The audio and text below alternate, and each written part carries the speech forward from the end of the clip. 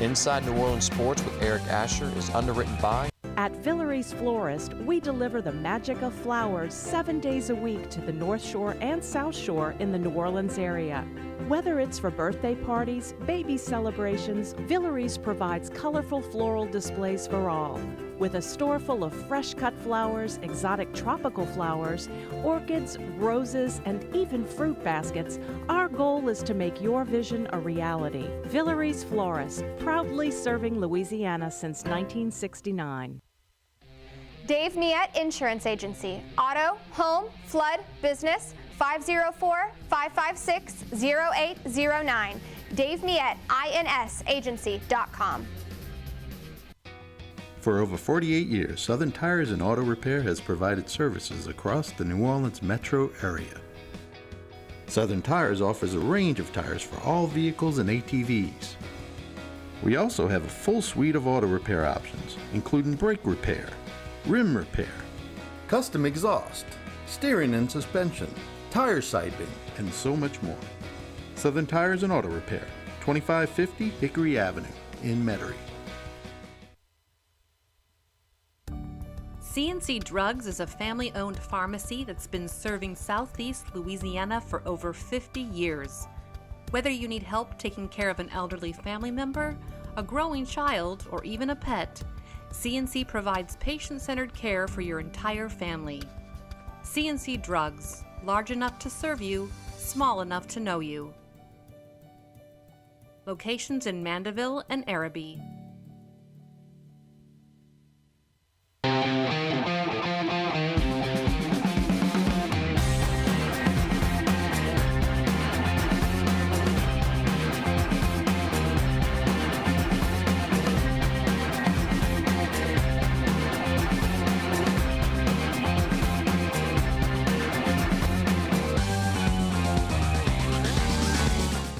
Good afternoon and welcome to another edition of Inside New Orleans Sports. I'm your host, Eric Asher, and of course we're live from our Ponte Production Studios. Great day to be able to talk a lot about what's going on in the local sports scene. Saints, LSU, Tulane, Pelicans, all on tap for us today. And of course, to break it down for us, one of the best we have, Sean Fazende of Fox 8 Sports is our guest. Sean, welcome to the show. How are you, my friend? Good to be back. Yeah, London. The city, coming off a Saints victory. Yep. It's October. It's a fun month. Yep. So, usually for the Saints, it's a very fun month. Yeah, it usually is, right? Yeah. So hopefully I can keep that trend going. But yeah, man, good to be here. It's another great Thursday. How was London for you? London was interesting. It was my first time going. It was a lot of work, and the biggest shock for me wasn't the time change, although that certainly caught me.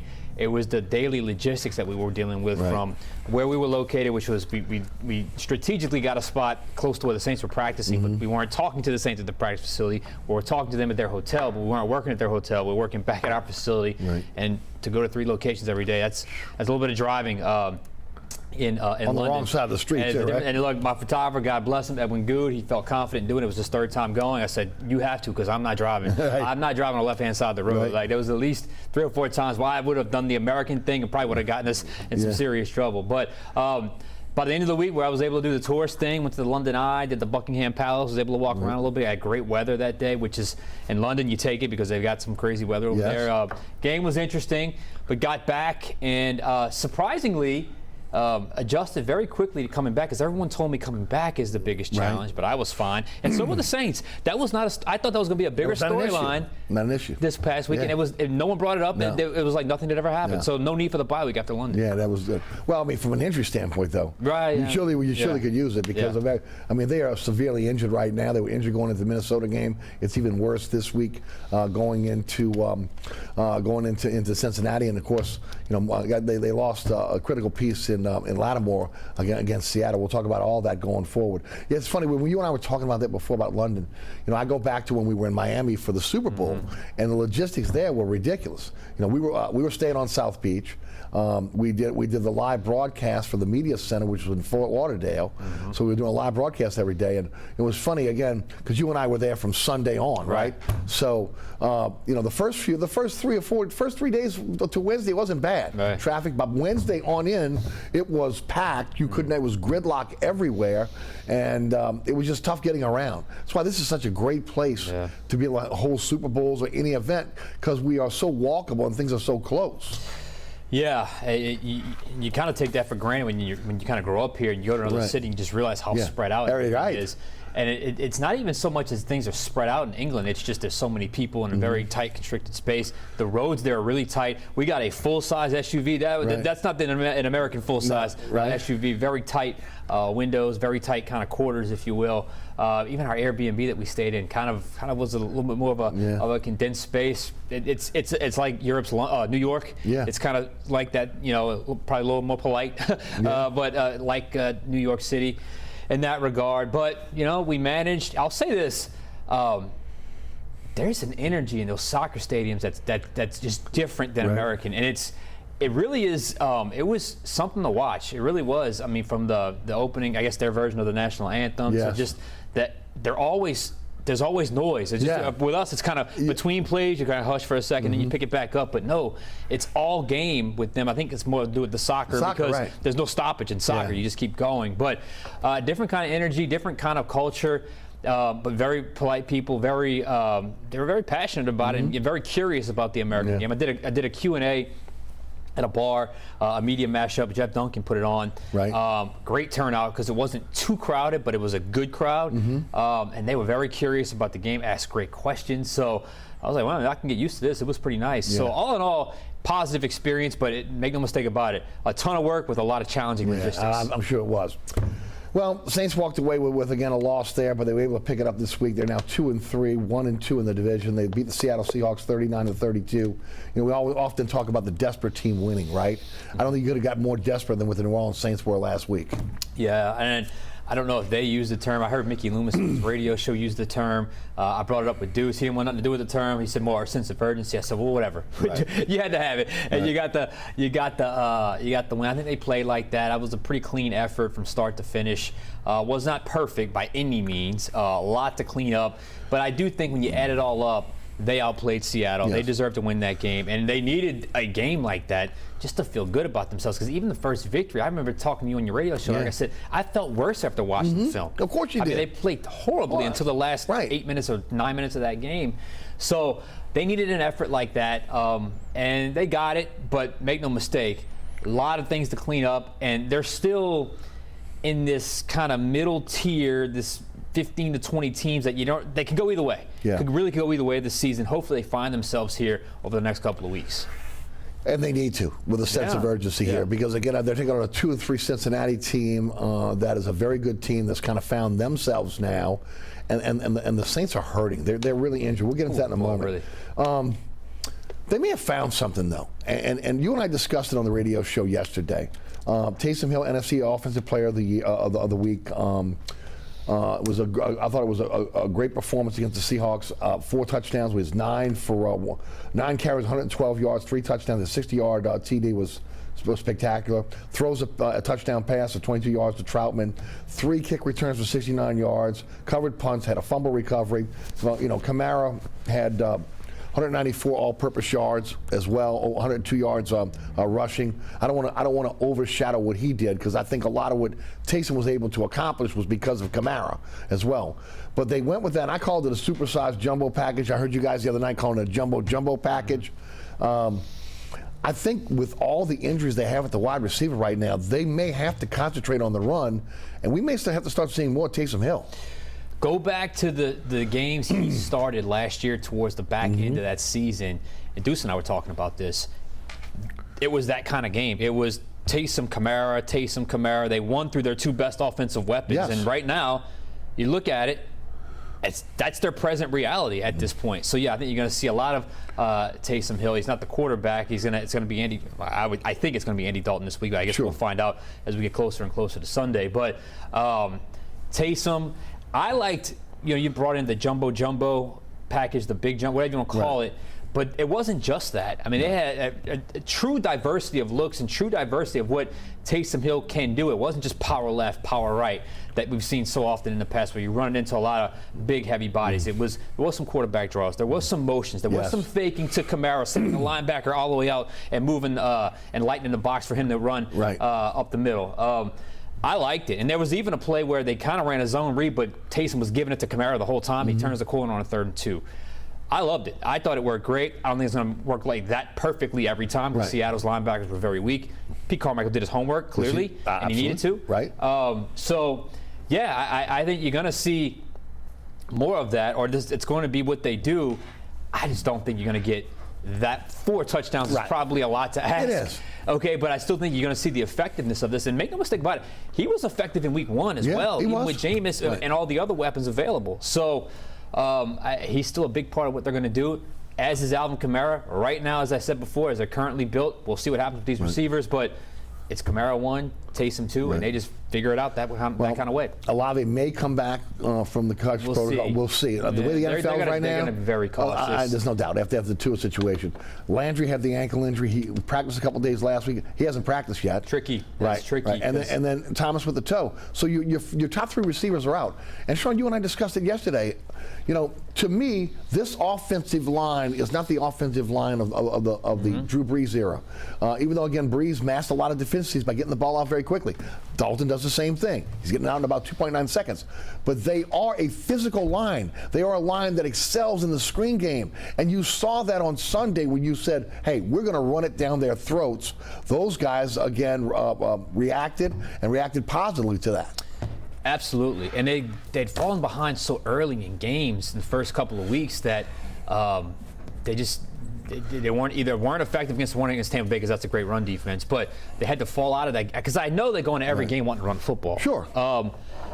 And this offensive line is built to just get off the line of scrimmage and move, whether that's a gap scheme where a guy's pulling around the edge, whether it's an outside zone run, where they're all moving off the line in unison.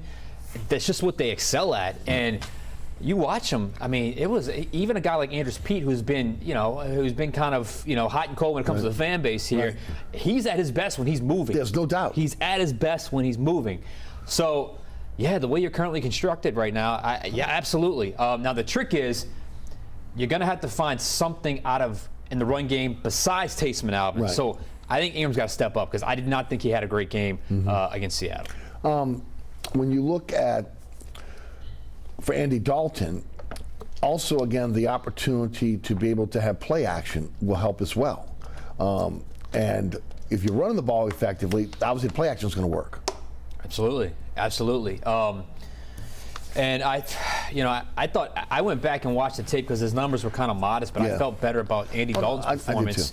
I did too. Really good decision maker. Don't you feel he took the defense gave him pretty much? Absolutely. His one mistake was a bad throw, not a bad read. It was the right read. I went back and watched. I didn't see a single bad decision in the game. He made a great play off of that kind of that play they run where they run the outside the fake and he bootlegs a deep bootleg, an unblocked defender in his face. He kind of navigates and hits Juwan Johnson, who's not running a route on that play, but just kind of has the presence of mind to release it and he's open. So I thought he made good decisions.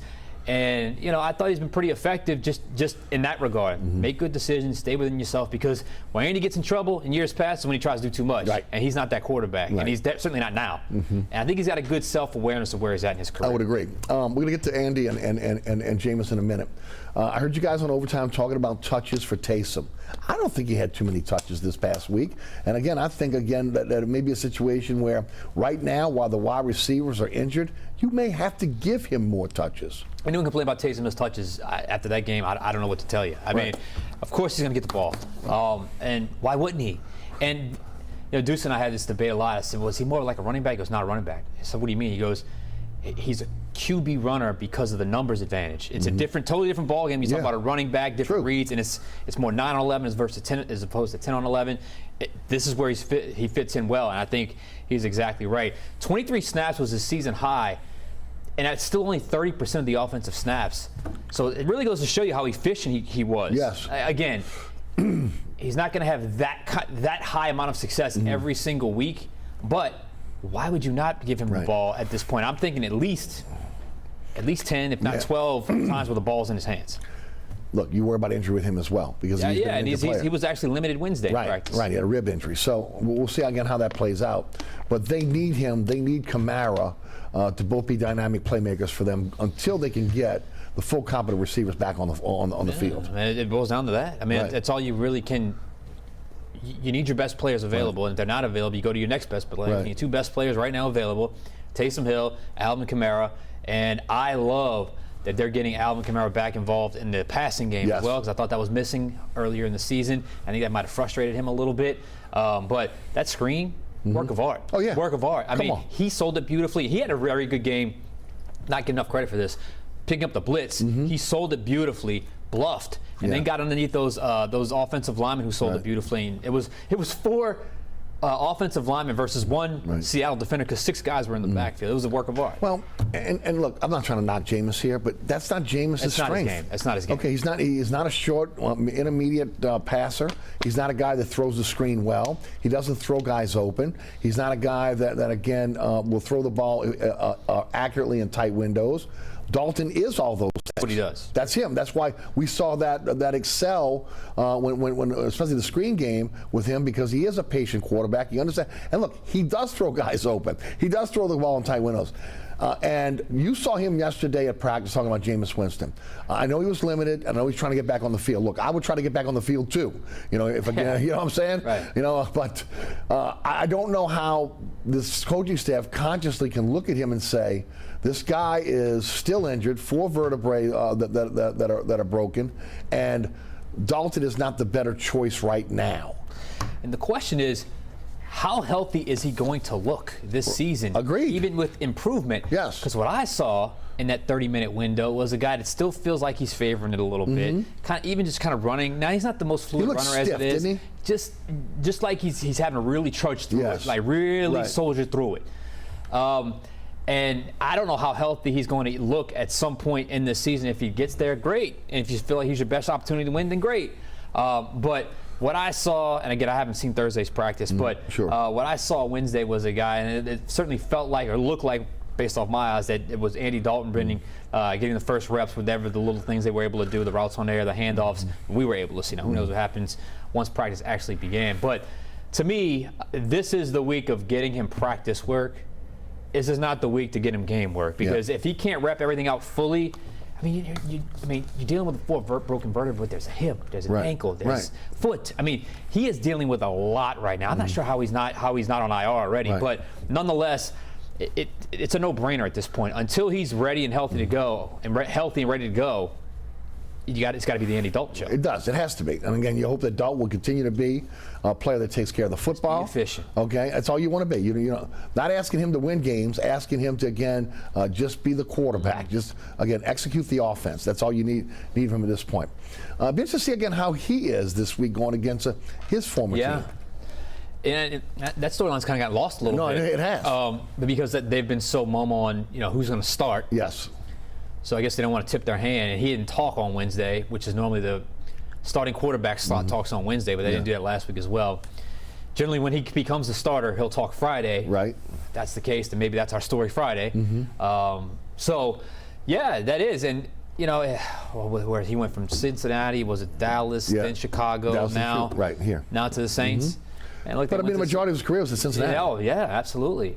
So yeah, I could see there being a little bit of little bit extra juice there. Sure, absolutely. From Andy Dalton, but he can't get caught up in that. No, he cannot get caught up in that, because that's your fastest way. Andy's fastest way to be like, okay, we need James back on the field. If you get caught up in that and all of a sudden try to go outside of yourself and throw 4 picks instead of being who you are, which is even keel.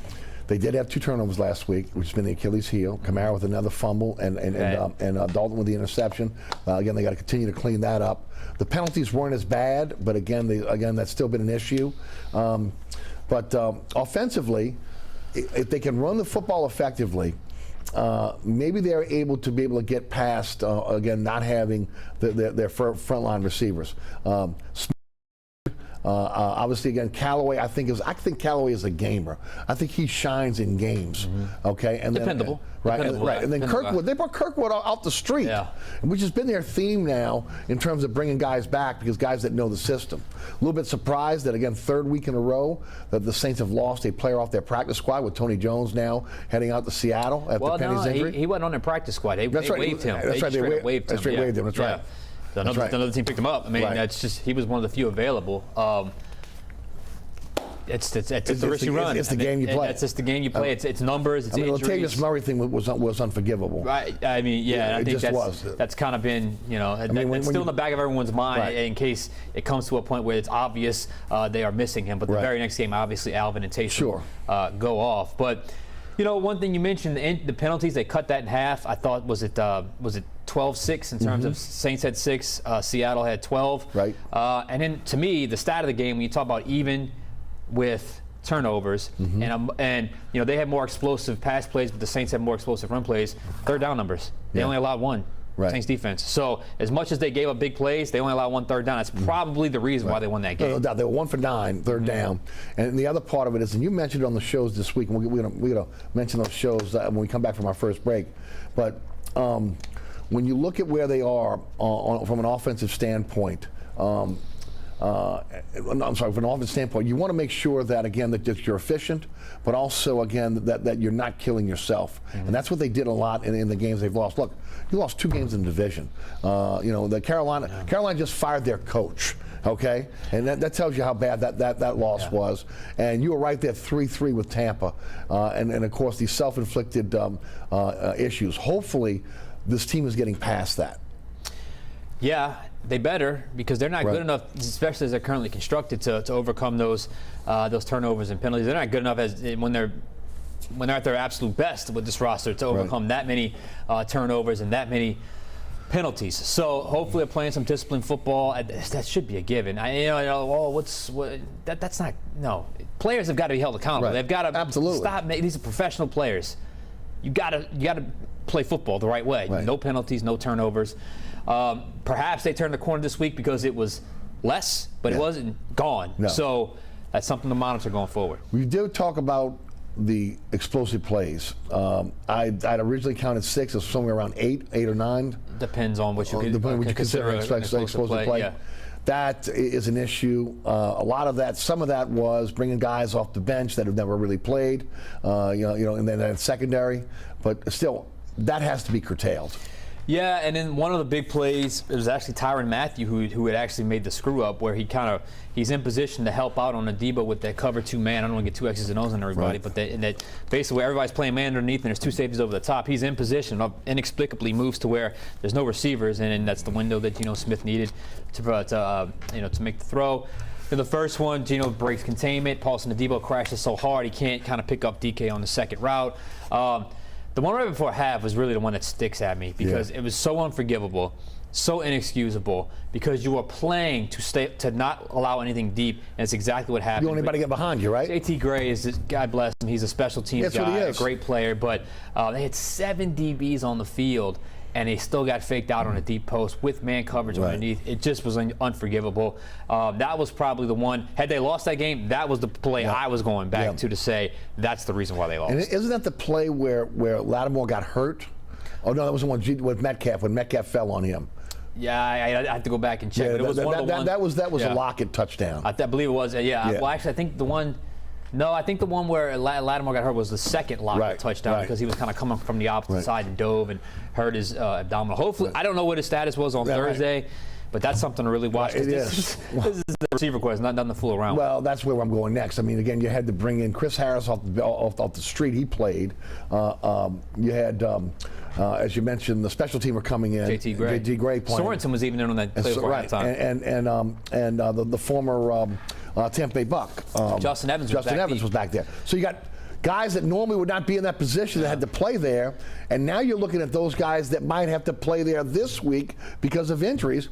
The question is going to be, who's going to match up with Jamar Chase if Lattimore's not there? Is that a Debo or is that Roby?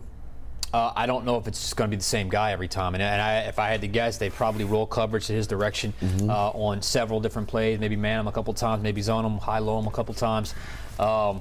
but you don't let their best player beat them. And outside of Burrow, their best player is obviously Jamar Chase. So we'll see how they do it. I'm hopeful Marcus May can return. Now we'll see what the injuries come up. Injury report comes up on Thursday, and by the time you see this Friday, maybe that's a moot point. But Marcus May, if he can return, I think that would be huge, because I think his injury's going under the radar a little bit, because he's someone that I think they need because of his versatility. They felt comfortable in letting Gardner Johnson go because they had May. Right. Because they felt May could play multiple positions for them. And Matthew as well. Right. But they've been robbed of the versatility because of the injuries. Right, exactly. So again, it hasn't worked out because of the injury, and really they could utilize him. They really use him now. I want to talk about Sean Payton for a moment before we go to our break. Of course, he throws the seed out there this week with the Carolina job. That isn't. What as he said, it was an attractive job. Nobody's buying that. First of all, okay, it's an attractive job. That's him throwing the seed out there. Look, I want to get back into coaching again. Two things. First of all, if I'm the Saints, I'm not letting him in the division. Double the price if you are. I'm not letting him in the conference if I can help it. Okay, but I'm definitely not letting him in the division. Okay, and if like you said, double the price at least. For him. And he mentioned it on the podcast this week, it's going to be hard for him to go to a place that has a quarterback that's already in place. Because most places that have a top quarterback, their coach is not getting fired. Carolina is interesting because they do have McCaffrey, who's a lot like Kamara. Although, again, I think that was a smokescreen more than anything else. But it tells me that he's trumping to get back this year. Okay, that it's not going to be 1 or 2 years. It's going to be this year, if possible. What are your thoughts? Yeah, I agree if the right job comes along. And right now he's in the public eye still. Probably too much in my opinion. Right. Because I think he's trying to keep his... I think he's still hovering over what's happening. I mean, I didn't like the exchange with him and Ingram. I really didn't. I thought it kind of unintentionally threw DA under the bus a little bit. But his agents is the best thing that can happen for the Saints is honestly for him to have as many offers as possible, as many interests as possible, and he is the most prominent head coaching candidate available, and he's always out in the open right now. So as much as I don't like him talking about the Saints as much, I like the fact that he's out there talking about other jobs, because I think he's going to be the new Gruden in terms of every job he's going to get linked to. Exactly. And if that's the case, the price goes up. The Saints need a first-round pick. Bad. The Saints need a first-round pick this year, because there's a strong chance you could be in the quarterback business. Strong chance. Oh, yeah. You need a first-round pick. You're in the quarterback business. I mean, you do. No matter what. Yeah, I mean, you still need a young quarterback. No matter what. So you need a first-round pick next year. And hopefully, the more his name is out there, the more he's linked to certain jobs, that just ups the price. I mean, that's probably the best thing that can happen to the Saints. There's a huge market for his services, and there will be. Right. And they get the highest compensation possible for him, which ultimately is what they want. I've got to come back to something you just kind of glazed over a second ago. The comment about Peyton, Ingram, and DA. Didn't like it. Expound. Didn't like it. Expound. I know they were playing around. I know they were playing around with the. He was kind of making, hey, I don't like the way you guys are putting the ball on the ground, and Ingram kind of laughs, and it was, how would that happen with the look, and almost casually kind of slipped in something to the effect of, I don't know if I could have faced you if that would have happened. It basically saying that, like, he wouldn't have done it if Peyton was there, or he would have been scared to do it if Peyton were there. Talked about it last week, Sean. That's just like...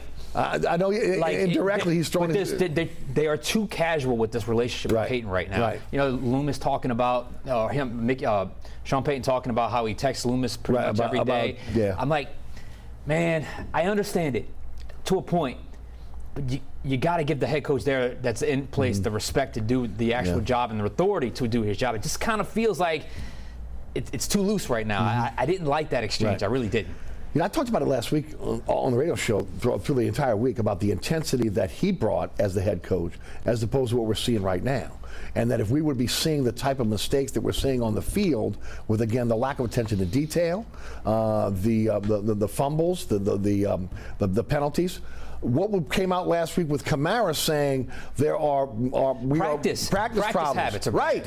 And again, that's something that we know that Peyton would never put up with, that we're not stopping practice and doing it over again. Because, again, the wrath of Peyton when you come to the sidelines after you make a mistake. This team was built by Peyton. Again, in a lot of cases, Peyton ruled by fear, right, with some players. Maybe a guy like Breeze never worried about that, but most players. And you don't have that same intensity with DA, who's kind of more of a laid-back coach, players coach, And I wonder if this team kind of needs a little bit of that, but also the fact that there's this banter back and forth is interesting. Yeah, and you know, maybe it's just maybe I'm making too much of it. I don't think so. But I just it was just too, I don't know, it was almost a little too playful in my opinion. But you said something interesting, because I felt like the theme of the offseason continuity, Peyton continuity, and I think DA might have assumed that players are going to police themselves because we're just going to keep the train moving. Right. And perhaps that hadn't happened. Now, maybe last week was kind of the line in the sand. Yes. And I don't know what happened behind closed doors, but it certainly felt like out in the open they were being more critical of practice habits. And then lo and behold, wasn't perfect, but their best game of the season. Absolutely. So maybe the switch has been flipped. Maybe there's a line in the sand has been drawn, because if it would have spilled over into this past week, DA would have probably had to make an example out of somebody, for lack of a better term. But I do think there was a little bit of, let's just go from Peyton to Allen, pretty seamless. The players know what's up. The players going to police themselves, and maybe they got a little lax with that. So, whoa, we're 1-3. No, we got to pick things up here. William on YouTube was asking the question, something I brought up on my radio show last week, but kind of almost the opposite way. Is this Peyton for looking at leverage, maybe trying to get some more money out of the Saints, or trying to get a stake in the team to come back to New Orleans? I don't think so, but I've said if this thing gets desperate, I would say that if I'm Mrs. Benson, before he takes another job, I might take another run at him and say, you know what, I'll give you a stake in the team like Benson did, Mr. Benson did with Jim Finks. Now, that might be a little bit unprecedented, but if it goes in another direction, I believe Peyton's years in New Orleans are over. Me too. I think he's going elsewhere. He's going to a bigger market. I think he has sights on other things. But to William's question, what do you think? Look, anything's possible, and you know, especially in this city with that team, and anything is possible, especially with Sean Payton. But the impression I always got was that his time was done here. He was ready to move on. Right. And you know, that's fine. 15 years, and he got here in 06. No one thought he'd be here through 2021, and that's fine. More power to him. I think he was probably a little over the city, more than he wants to admit publicly. The city of New Orleans. Agreed. Which can happen if you're not from here. It can happen. Talking about it, the crime definitely had something to do with it. You know, I mean, so I think all those factors sort of played into a part. But I don't think that would happen. But you know, well, anything's possible. No, anything's possible. And if somebody dangles a stake of the team at you, you know, I mean, that's hard. That's hard to turn down. All right, we're a little bit behind, so let me ask you now. It's a big one. They're both 2-3, but again, it's a little different 2-3, especially because the Saints are so injured in terms of their weapons, and also in that secondary. The two things you need the most to maybe beat Cincinnati, you may not have at full speed this week. What are your thoughts? Tough one. First off, can we get the storyline of there are going to be more Bengals fans than Saints fans? That's ridiculous. I'm so done with that narrative. I don't know. That's gotten so much more played in. Everybody loves Joe Burrow until this week, and they're going to pull from the rest of the season. That's fine.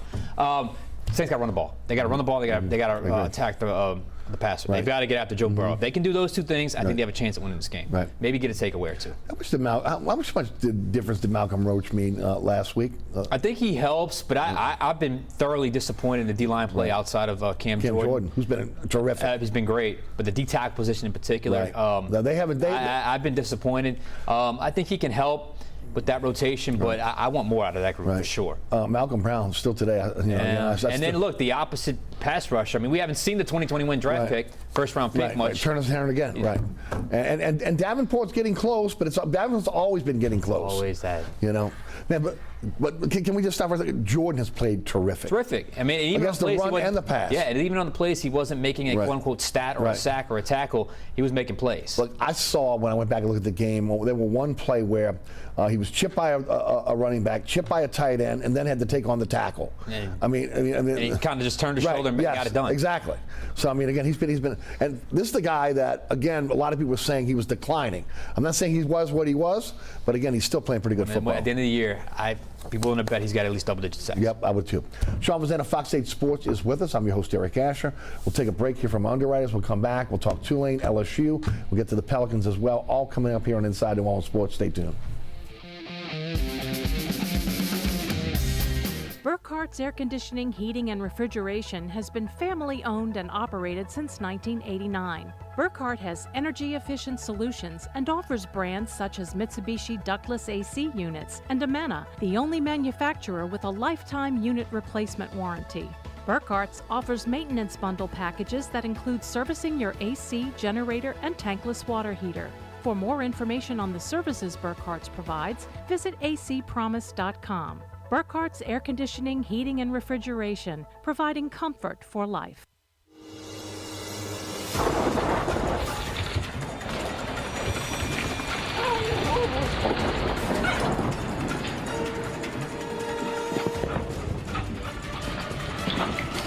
Experiencing rough weather with a bad roof can be a nightmare. It doesn't have to be. Suburban Roofing, because when it comes to roofing, there is a difference. Located at 3701 Iberville Street in Mid-City is Katie's Restaurant and Bar. Open 7 days a week, Katie's offers daily specials for lunch, dinner, and Sunday brunch. Serving New Orleans cuisine such as fried shrimp platters, grilled redfish, and a fully stocked bar. And don't forget about our expanded event seating and local entertainment. Featured on the Best of Food Network's diners, drive-ins, and dives, Katie's Restaurant and Bar. Welcome back to Inside New Orleans Sports. Our guest is Sean Fazende of Fox 8 Sports, where again, every single night at 10:30 on the weekdays, you're getting a great programming. Tell us all about it. All right, how much time we got? All right, look, when we start, this is the Thursday of this show. Right. I know you have a rebroadcast coming, Right, but sure. the Thursday version, the final bet at 10:30. I'm actually not on that show much, but it's Garland and Juan. They have a guest this week. Forgive me, I forget who it is. Friday, Fox 8 Football Friday. Right. Fun time of year when it comes to prep football. I love October I know prep you do. football Friday nights. Go to a stadium here locally, and you just kind of get that feel, man. That Friday night feel is nothing like it. 10:35. Sunday, the game day routine. Fox 8 Live tailgate from 10 to 11 this week. 10:35, the final play.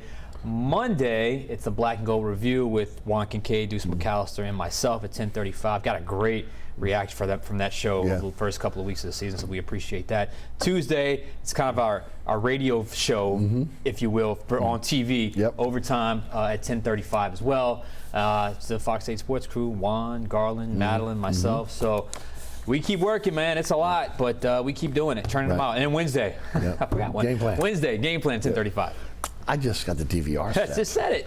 I just got the DVR set. And, of course, now with baseball, you might want to put a little extra time on that DVR. Absolutely. As, again, Fox 8 is carrying baseball. All right, Tulane 5-1, 24-9, beat ECU. ECU put 52 on them last year and embarrassed them. I mean, physically beat them up. They're a pretty damn good football team. They are 5-1, 2-0 in the AC. The meat of the schedules at the end of the year. Cincinnati's undefeated. UCF's undefeated. Those are the two big ones that they'll be looking for down the line here. They're in the top 30 right now. That loss to USM is unforgivable. You're playing a team in South Florida this week, 1-5. They've had some close games. Tulane is clearly better than South Florida.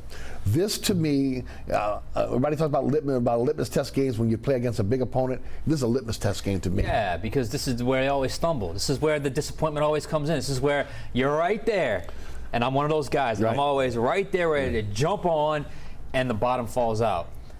So I'm guarded. Right, I know. But I'm on the bandwagon. I'm driving it. What a perfect opportunity to say, we screwed up earlier, we've learned our lesson. Not only are we going to be focused this week, we're going to be focused and we're going to dominate a team we deserve, should dominate. That's what I want to see. That's what I want to see, too. Now, if they don't dominate, but they still win, that's fine, too. Right. But nonetheless, you can't lay an egg. Come on, you can't lay an egg. No, you cannot. So, Tulane, this is your moment. This is your opportunity. Willie Fritz and company, your opportunity. Take advantage, please. I agree. And this is where they stumble. You know, again, they start to read their press clippings. They're on social media. I say press clippings now. People on social media, right? That's what it is, right. Okay, they're on social media. They hear how good they are. Everybody's patting them on the back around campus, and they lose focus. They cannot lose focus this week because they dropped one to USM. Here's the difference. This is a conference game. Okay, this means a lot. Yeah. Okay, if you really truly want to be in the mix with UCF and Cincinnati at the end of the year for the conference championship, these are the games you have to have. And I want to see them kind of break free of that middle tier 6 and 6. Right. I know last year was the outlier, but generally he's lived in that 5 to 6 or 7 win range. I want to see him break through that. Perfect opportunity. You've already won a couple games. No one thought you were going to win. Kansas State. So you're up on that, but you lost when you should have lost. Houston, come on. Kansas State. Keep it rolling. Keep it rolling. Here's the deal. Here's the difference. That defense is a thing of beauty. All 3 levels, they swarm to the ball. They don't miss tackles. They are a great tackling team. The adjustments that are made by Hampton, who was really last year, a lot of people thought he was going to be out. Okay, he has done a great job this year. But this team now, when you look at it as a defensive team, again, they lay their hat on what they can do on the defensive side of the ball. Yeah, and more power to them, because in today's college football, it's hard to build through defense or be dominant through defense and basically let that be their identity of your team. They kind of got a rugged quarterback and a tough defense, and that's kind of the way they're built right now, and they've embraced that identity.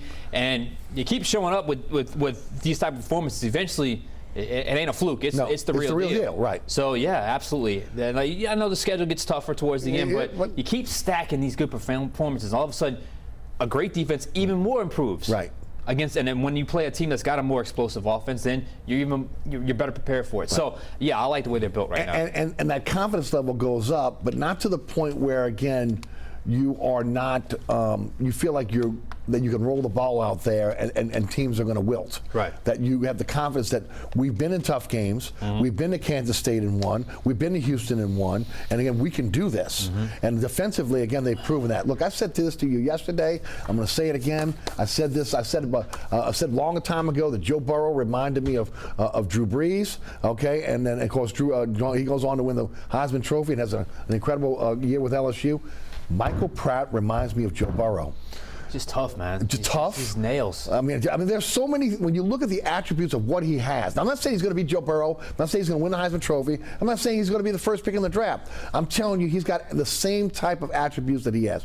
Will run the football, physical, can throw the ball in tight windows, fairly accurate. He's a leader. I mean, there are a lot of things that you look at him and you say he reminds me a lot of Burrow. That's really what it is. Fearless. Do they gravitate to you? Right. They do. Yeah, they do. Of course they do. They do. He's their guy. And we said it back when he came on the scene as a true freshman.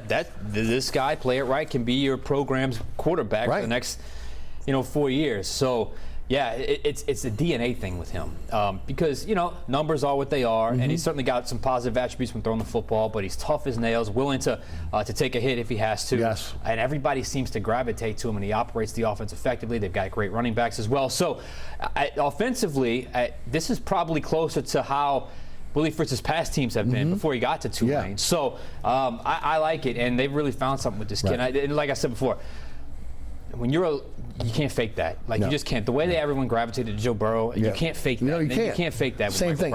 And the fact that he stayed. Yep. Okay, I mean, again, he could have went to another program. Yep. Could have probably went to a higher profile program. Guys who jump into the transfer portal and rolling out and trying to up their game. He stayed. That means a lot.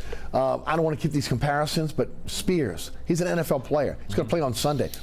He's got the attributes of an Alvin Kamara. Celestine now is a more physical back. They got a nice tandem back there in the offensive backfield, and they got some pretty good wide receivers out there. Now, been inconsistent at times, but again, when those guys are on, they got speed, and they can be playmakers. Yeah, absolutely. Spears, to me, is their.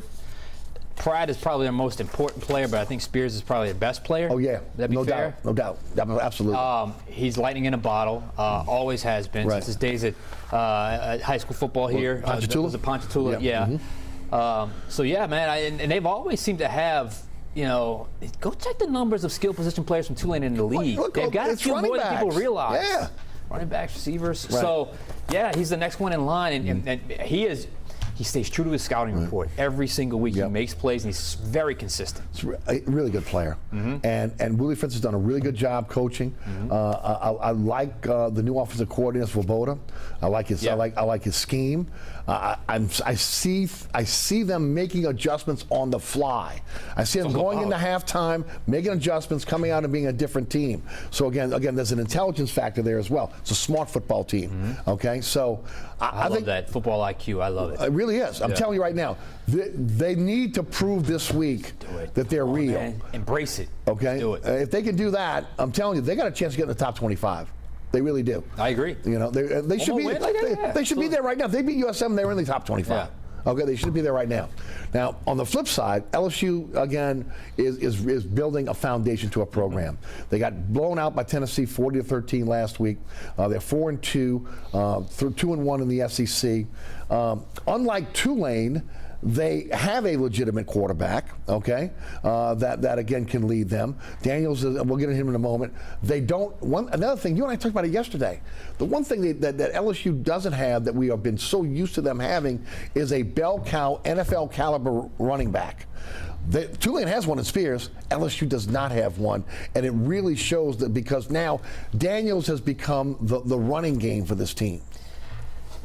It predates Brian Kelly too. I mean, that was a few years. That was post Clyde Edwards-Helaire. Right. It's just been, I mean, just ordinary. It's been kind of kind of anonymous almost. It is kind of, they're just there.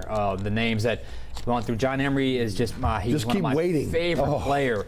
When we covered him at Destrehan, I mean, he was one of my favorite players in high school. It just has not worked out for him. It's just not there. Daniels has taken over as, I guess, the leading rusher. Right. I've said it before. I will say it again. This is not the triple option era. This is not Nebraska of the 90s. It's just not a formula for success in today's SEC. And the whole operation offensively, from scheme to, it almost feels like sometimes they're running a Midwestern offense. They want to run through the offensive line and tight ends. It's just that worked at Notre Dame. It's not going to work here.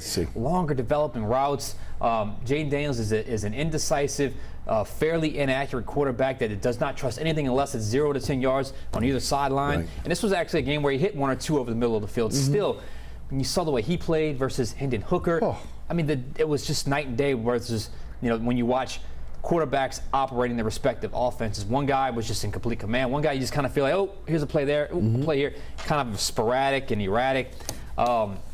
It's just the whole offensive operation really needs, I mean, and I don't know if it's an infusion of talent or just an infusion of scheme or something has to come together, but they're missing something. And honestly, Eric, they're not going to get it this year. No, it's not going to happen. It's going to be like this all year, as long as they stick with the current personnel. Right. Well, look, first of all,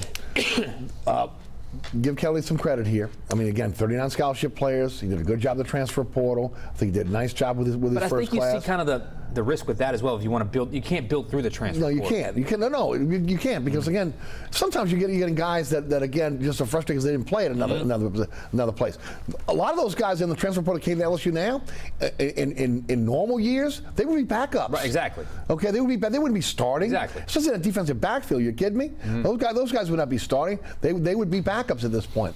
So again, the running back is an issue. The quarterback is an issue. And look, I understand experience, escapability, especially right now with again I want to say a makeshift offensive line, but a young offensive line, starting 2 freshman tackles, some guys that don't have the experience, or guys that have just kind of really been put into a starting position this year. But at what point, first of all, it's going to happen. He's going to get injured. Okay, he's been injured already. Right. When do you turn loose a guy like Nussmeier and give him an opportunity? I will not take the red shirt off of Walker Howard. But remember, he can play up to 4 games? Or is it 3 games? 4, yeah. He can play up to 4 games. Now, I don't know if I want to put him throw him up against Alabama, right? But at some point, you've got to have a passing game. You got to be able to. I want a point guard. I want a point guard. Exactly. I want a point guard. The wide receivers, they have quality wide receivers. They're not getting the football. A guy that dishes the ball. Exactly. To the plethora of wide receivers. You can say what you want about Max Johnson. He got the ball out. Absolutely. He got the ball out. You had a lot there. I believe Nussmeier's the trust factor Nussmeier went away in that Southern game when he threw the erratic picks. And And he got thrown in a situation against Auburn where it wasn't easy, and all of a sudden, one bad play after a game full of bad plays, he made one bad throw or overthrow, and I mean, BK jumped him like nuts. I was like, oh my God. I mean, to me, that was a little revealing in terms of where they're at with him. Seemed to get a little more irritated with his mistakes, probably because he's I know the term gunslinger is what it is, but I can understand why maybe there's a trust factor that has been lost in that Southern game. But at some point, I thought he was what pressing. What you're doing is not working. I mean, Right. you were so lucky to be 4-1 going into the game against Tennessee, and I said on your radio show, I don't look at that as a total negative, because I felt like you needed to get slapped in your face a little bit of, hey, you are not good. Right. You are not good. Your record was a bit of a fraudulent, and you shouldn't have won 2 of those games. Right. And you need to understand the talent level and the way you're playing right now is going to lose against top-tier teams. That's exactly what happened. Right. So hopefully they process that the right way. But I just think Jaden Daniels has leveled off as a player. He is who he is as a player. And if you want to go that way with this team, then so be it. But if you all of a sudden start losing games and it's clear it's not there, then do you make the switch? Right, because it's about the future, right? Yeah, and look, the Walker Howard thing, as much as I would love to see him play, I think his dad's influence is important here, because he got kind of thrown in early, and I know he was a disaster at one point, and his career at LSU was certainly, a mixed bag. But at some point, if you're losing games and you want to win games, maybe there is a switch that can be made. Look, I appreciate what Daniel's been able to do, and I understand, again, the experience coming from Arizona State. Yeah. You want an experienced quarterback because he has the mobility. But look, Elsmeyer's got some mobility there, okay? But I need a guy that can throw guys open. I need a guy that can throw the ball in tight windows, and not afraid to throw the ball in tight windows, okay? And here's the thing, Eric, go watch the film. Not that tight of windows. No. Like that's college open. Right. I mean that's NFL. That's. Right, but SEC tight windows are different than maybe we saw earlier in the season. Yeah, but there were a few throws that were there. Whether or not it's you have clean protection, you're leaving too early, or you're just missing, or he's a one read and go you guy. just don't want to throw a ball that's open. But there could be some a negative to the throw because of the risk factor. At some point, you got to let that go and just be a quarterback and go make plays. Because right now he's gun shy, and I mean you halfway through the season here. At some point, you got to realize you have it, but you don't. Right. So we'll see how far he goes. Good news this week. It looks like we're going to see Campbell back. Dellinger looks like he may be back as well. Another they were working on the hand, how he was going to deal with another the injury cast. as well in the game. He's got an ankle injury as well. So we'll see how that plays out. But they're a pretty injured team right now. That's the other part of it. They got some key injuries on this team. Call me crazy. Okay, I told you about this yesterday. I think they got a chance at Florida this week. Yeah, because I think Florida's in the same boat. I agree. I think they're a little bit further along, but again, you play a good game, you can beat Florida. Absolutely, and it's always a crazy game. It's a tough place to play. Well-coached teams, and I think LSU's a well-coached team, that doesn't necessarily have the talent that they had in years past, and you're clearly in a transition. You're going to have your worst game, but you're usually going to counter that with a really good game, and it usually happens pretty quickly, the worst and the best. So maybe that's the chance. Maybe that's their opportunity. Would be a big win for the program. Florida's quarterback was a Heisman candidate after week one, but he's really kind of crashed back down to reality a little bit. So yeah, I think they got a chance. I don't know how they get there because I think both teams are a little erratic. So I'm leaning more towards the team that makes the fewest mistakes probably win that game. But yeah, I think they got a chance to win that game. 6 o'clock here locally, ESPN, Gainesville. It should be a fun matchup. I like their chances. Right, it is, and that's always a big rivalry. Okay, it really is. So both teams get up here. There's not a lot of love between the two programs at all. So we'll see how it plays. But I'm telling you, I just feel they can hang in Florida. They can win in Florida. Now, what's coming up after that? Maybe not, but we'll see how it plays out. All right, let's go to the Pelicans. First, I want to get out the way. If you think preseason in NFL is fool's gold, preseason in the NBA is fool's gold, okay? Period, the end. They did lose last night against Miami. One of the troubling things right now is the injury. Zion had an ankle injury last night. He said it was sore, it's not severe. Said it was the doctor's choice to take him out. B.I.'s got a little bit of a toe injury. Jackson Hayes, I think, is a shoulder. CJ got back on the court last night. It's an 82-game season. I'm not real worried about that. It is what it is. But this is a deep team. This is a team that is better. I mean, when I looked at Herman Gomez, when I look at Murphy, I look at Alvarado, and I look at, again, how their games have expanded, how much better they are. He is going to have a tough time. Do you play 10 players? Do you go 12 deep? Are you trying to go 8, 9? They are good enough. They can go 12 deep. Boy, what a 180. I mean, come on, are you kidding me? From last year to this year, and it certainly speaks to a couple of the moves the front office made. The coach, seems to rally around him. He'll be getting some good luck with injuries. We'll see what happens with Zion. I don't like that, but no, because that's something that can linger though. And you know, the guy's dealt with injuries every season he's been here. To all of a sudden, clean bill of health, get an injury in preseason. I guess we'll see what happens. This is not the NFL where you only play once a week. You got a lot of games, so you have plenty of time to build up cohesion and that chemistry with your starting 5. And then you have a lot of pieces based off matchups you can use. Insert here, insert there. You can have a different closing 5 than your starting 5. Right. No. You just have a lot at your disposal, and you have what looks like to me adaptability versus certain teams, which is what you need in the NBA. I mean, there's different teams are going to come at you in different ways. There's going to be different strengths of different teams, and maybe you don't quite have it with your starting 5. Maybe a guy off the bench can help. Several guys off the bench can help. I guess we'll see. So, yeah, I mean, you got to like where they stand right now. And as I've said before, if you're the Pelicans, skip over the baby step. Well, I want to be a 5 or a 6 seed. No. Let's get to the top of the Western Conference here. And they have the roster and the depth to do it. There's no doubt. Deontay Graham is playing much better. Okay. I mean, I was one that thought that maybe you should move on from it, but then I kind of changed my mind in the summer, saying no. Look, he's never played with Zion before. Let's see with Zion. Okay.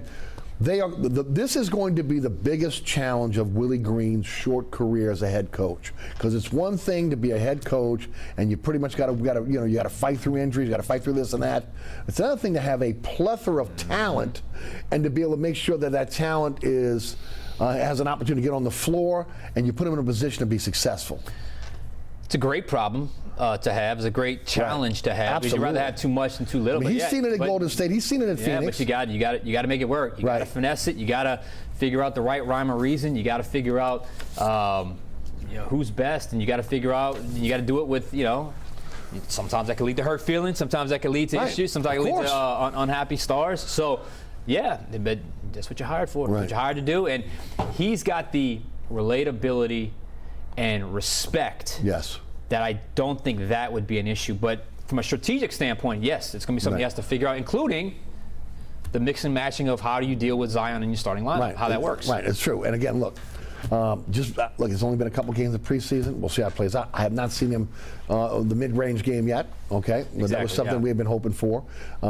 Defensively, again, it's only been a few games. I have not seen him be a force defensively. Look, he should be a force off the ball. I'm not worried about him one-on-one. He's a guy that can be coming off the ball, blocking shots, being physical. Hopefully we'll see that.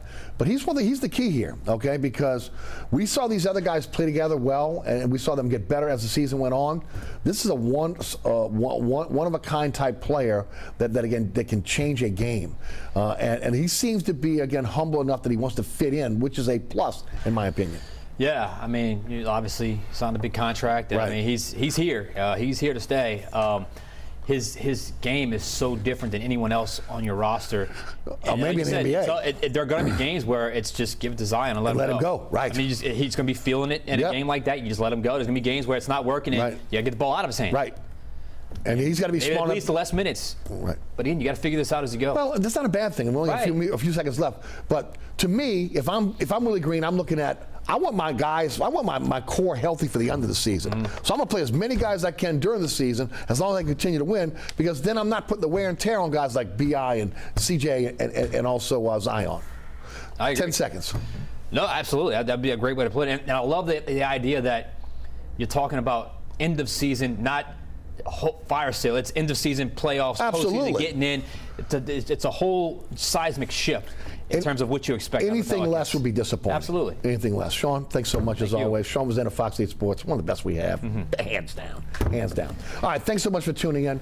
Remember, plenty of ways to be able to catch our program. There's a QR code on your screen right now. Hit it with your cell phone. It'll take you to my website. It'll take you to WLAE-TV's YouTube page. And, of course, we hope you enjoy not just our show live, but, again, the opportunity to see all the rebroadcasts. You catch me on the radio, 106.1 FM. Nash Icon, that is 4 to 6 weeks. weekdays. You can listen live at ericasher.com. Also, the National Icon website. Anchor is our home base for our podcast. iHeartRadio app, TuneIn Radio app, our digital platforms to catch the program.